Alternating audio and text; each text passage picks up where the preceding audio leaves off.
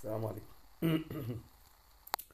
في ناس كانت بتسأل مين ايه هو موضوع ال 300 ألف دولار اللي نادي هاردسفيلد طالبهم من النادي الأهلي وكسب بيه قضية في المحكمة الرياضية. القضية باختصار إن كان في لاعب اسمه رمضان صبحي، احنا أخدناه إعارة. كان في 2019.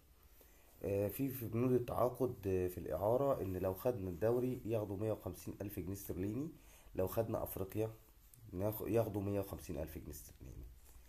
فطبعا الاهلي خد افريقيا وخد الدوري. بس هو الاهلي لما طعن الطعن بتاعه اتقبل. ليه بقى؟ لان اللاعب ما كملش الموسم.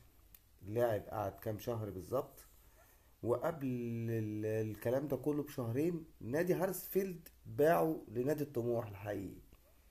تمام. فازاي انت بتبيعه وما خليتوش يكمل معايا وبتطالبني ب 300 الف دولار؟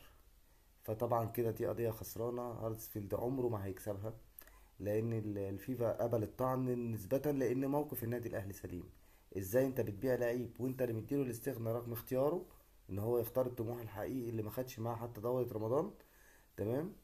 وفي نفس الوقت اللاعب يعني ما خدش معاه اي حاجة. هو صحيح اسمه مقيد لكن هو سابني ومشي، وانت اللي بايعه وانت اللي ماضي على عقوده.